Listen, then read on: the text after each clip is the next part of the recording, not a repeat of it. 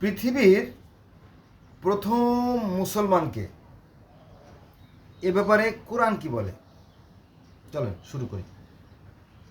পবিত্র কোরআন শরীফের 6 নম্বর সূরা আনামের 163 নম্বর আয়াতে বলা হয়েছে যে তাহার কোনো শরিক নাই এবং আমি ইহারই জন্য আদিষ্ট হইয়াছি এবং আমি প্রথম মুসলমান। আমি আপনাদেরকে দেখাচ্ছি, এটা হচ্ছে একটা নির্ভরযোগ্য এবং একটা বিশ্বস্ত কোরআন। এটা হচ্ছে ইসলামিক ফাউন্ডেশনের। আগে দেখেন আয়াতটা দেখেন, এই যে আমার নখের উপরে দেখেন 163 নম্বর আয়াত দেখেন, এই দেখেন।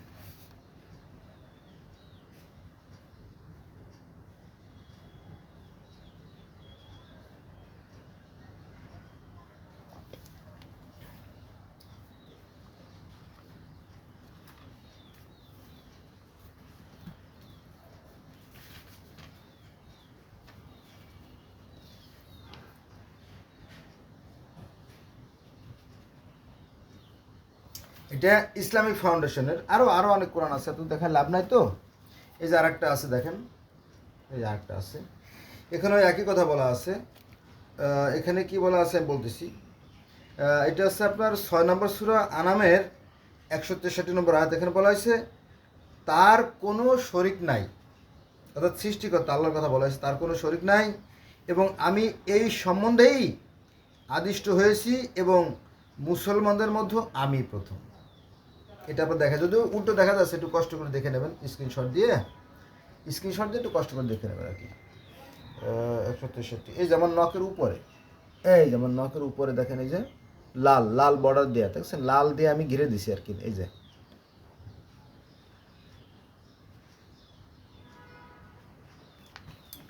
এবার আসেন মূল কথায়। আরবি একটা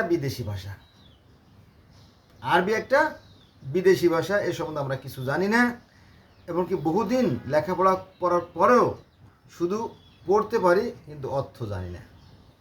এমনকি মাদ্রাসার যারা ছাত্র, তারাও দীর্ঘদিন ধরে 10 বছর 15 বছর 20 বছর পড়ার পরেও তারা কিন্তু দু একটা অর্থ জানে, শব্দের কিন্তু বলতে পারে না। তো এই যে সরলতা, এই যে স্বচ্ছতা, এটাকে ধোঁকা দেওয়া হয়।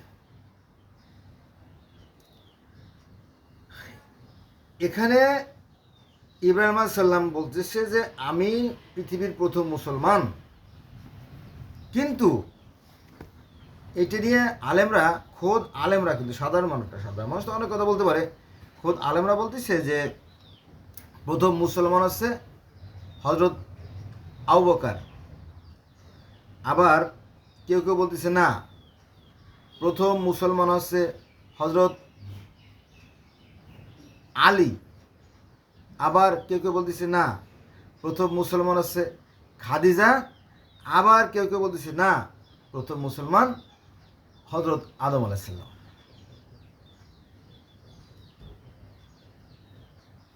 আবার এই ইসলাম ধর্ম যে সর্বশেষ ধর্ম, হ্যাঁ, কিন্তু তারা বলতেছে না, এটা হচ্ছে একেবারে আদিকালের ধর্ম, অর্থাৎ সনাতন। এটা কথা আছে না যে যত পাই তত চাই, বাসনার শেষ নাই, এভাবেই দিনে দিনে গড়ে মনে বাঁচছাই। আবার নবী মুহাম্মদ সাল্লাল্লাহু আলাইহি সাল্লামকে শুধুমাত্র মক্কা ও তার পার্শ্ববর্তী অঞ্চলের জন্য প্রেরণ করা হয়েছে। এটা আছে আপনার সূরা আনামের 92 নম্বর আয়াতে, তারপরে আছে সূরা 7 নম্বর আয়াতে, সূরা দুখানের 58 নম্বর আয়াতে। তো আমি এই আয়াতগুলো নিয়ে যখন কথা বলি যে নবী মুহাম্মদ সাল্লাল্লাহু আলাইহি সাল্লামকে শুধুমাত্র মক্কা ও মদিনাবাসী অর্থাৎ আরবি ভাষাভাষীর জন্য প্রেরণ করা হয়েছে, তখন বলে না, তিনি বিশ্ববাসীর জন্য। তুমি দেখাও, তখন একটা আয়াত দেখায়। তো ঠিক আছে, একটা আয়াত কোন সূরার জানি আর কি, 14 নম্বর আয়াত। যাক, তো আমি বললাম যে ঠিক আছে, তাহলে এইটা যদি হয়, তিনি যদি বিশ্ব জগতের জন্য হয়, তাহলে এই 4টে আয়াত বাদ দাও। এই জন্য এগুলো বিতর্কিত বিষয়গুলো, এর সমাধান হবে না, কোনো কাল এই সমাধান হবে না, বরং এটা নিয়ে মানুষের মধ্যে সংঘাত, দ্বিধা, দ্বন্দ্ব সৃষ্টি হয়। সৃষ্টিকর্তা যেটা দিয়েছেন সেটা হচ্ছে মানুষকে দিয়েছেন ভালো মন্দের জ্ঞান। সৃষ্টিকর্তাকে আমরা যতটা না মহান মনে করি, তিনি তার চেয়েতে অতি মহান। কারণ তিনি এত মহান যে একটা মশাকেও তিনি অতি সুন্দর মনোহর করে সৃষ্টি করছেন। হ্যাঁ, আজকে হচ্ছে 22 তারিখ, এই যে আমি কথা বলতেছি, আজকে হচ্ছে 22/6/2025 সাল, রবিবার। তো 2000 সালের দিকে, 1995 সালে তো আমি ঢাকাতে আসলাম। 2000 সালের দিকে আমি যখন হাসপাতালে কাজ করতাম একটা ইন্টারন্যাশনাল অর্গানাইজেশনে, তো সেখানে টাঙ্গাইলের একজন ভাই ছিল, ওনার নাম হচ্ছে গোলাম সরোয়ার হোসেন। উনি আসলে ল্যাব টেকনিশিয়ান। তো উনি ওই ল্যাবে কাজ করতো। তো দেখো, যখন ইয়াং বয়স, তখন অবশ্য নতুন বিবাহ করছি, তখন মনের ভিতরে একটা কৌতূহল, তাছাড়া আমি তো সায়েন্সের ছাত্র ছিলাম, একটা কৌতূহল থাকারই কথা। তো আমি বললাম, ভাইয়া আমি একটু আপনার মাইক্রোস্কোপ দেখবো। হ্যাঁ, দেখেন। তো আমি মাইক্রোস্কোপে বিভিন্ন ধরনের ওই স্টুল, সিরাম, অন্য অন্য জিনিস দেখতাম। তো যে জন্য এই এত কথা বলা, মশার একটা ডানা আমি ওই মাইক্রোস্কোপের স্লাইডের উপরে দিয়ে দেখলাম। হায় কি নিখুঁত, কি সুন্দর করে সৃষ্টি করা। আমরা তো আপাতত দৃষ্টিতে মনে করি যে মশার বোধহয় একটাই ডানা, না, এই মশার ডানার সাইডে আরও ছোটো ক্ষুদ্র অসংখ্য শত ডানা আছে। এবং কোনো ডানা যদি কোনো আঘাতপ্রাপ্ত হয়, যদি একটা ডানা ভেঙে যায়, তাহলে আবার নতুন করে ওই কবুতরের পালক বা পাখির পালক বা মুরগির পালকের মতো আবার নতুন করে একটা পালক সৃষ্টি হয়। তো এতদিন ছিল মনে করতাম যে একটাই মাত্র পালক, কিন্তু না, আসলে তা না। একটা মশাও সৃষ্টিকর্তা অনেক নিখুঁত করে সৃষ্টি করছে। মাকড়সা, মাছি, হ্যাঁ, এগুলো আপনি যদি দেখতেন তাহলে বিস্মিত হতবাক হয়ে যেতেন আপনি। ঠিক আছে? তো সৃষ্টিকর্তা আমাদেরকে যে জিনিসটা দিয়েছেন সেটা হচ্ছে জ্ঞান, ভালো মন্দের জ্ঞান।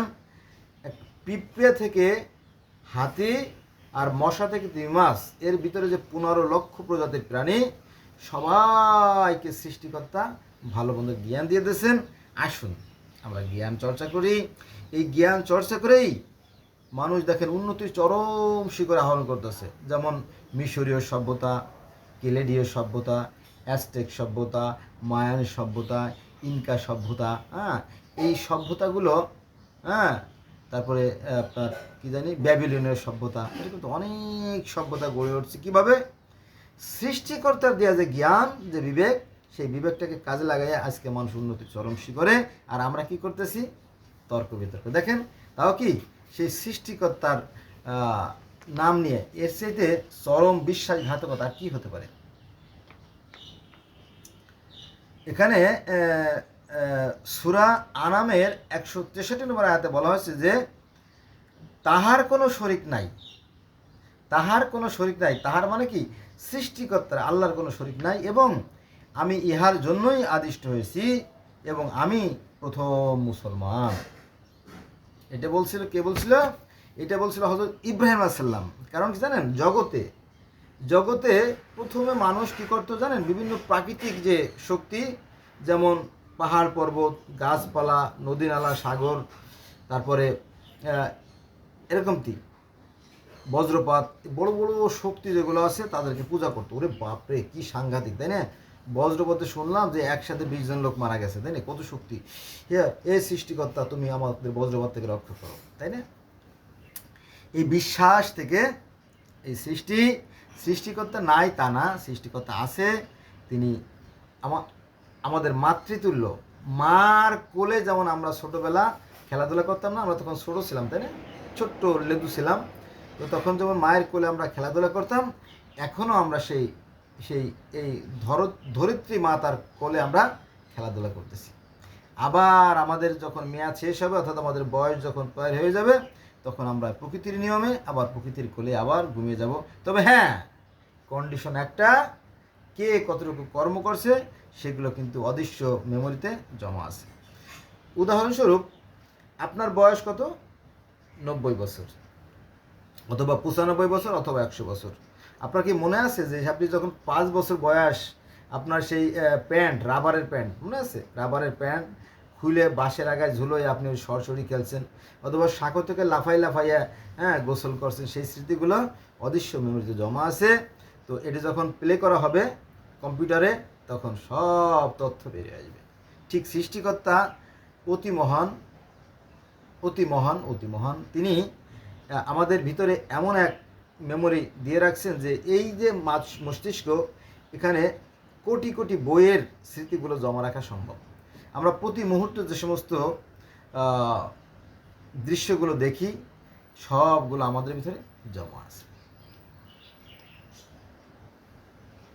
আর এটা তো স্বাভাবিক যে ভালো কাজের ফল কখনো খারাপ হতে পারে না, আর খারাপ কাজের ফল কখনো ভালো হতে পারে না। এই জন্য যারা জ্ঞানী, যারা বিচক্ষণ, যারা বুদ্ধিমান, যারা বিবেকবান, তারা পৃথিবীর প্রতিটা সমাজেই তারা সেই তাদের বাণী প্রচার করে যে হে মানুষ, তোমরা সৎকর্ম করো, কারণ সৎকর্মের ফল ভালো হয় আর অসৎকর্মের ফল মন্দ হয়। এখন পথ দুটোই, সৃষ্টিকর্তার কাছে কোনো ধর্ম বলে কিছু নাই। সৃষ্টিকর্তার কাছে দুটো পথ, একটা আছে সত্য ন্যায়ের পথ, আর হচ্ছে মিথ্যে ও অসত্যের পথ। এই দুটো মাত্র পথ সৃষ্টিকর্তার কাছে। এখন আপনি কোন পথে যাবেন এটা আপনার একান্ত অভিপ্রায়। আমি আসি, আল্লাহ হাফেজ।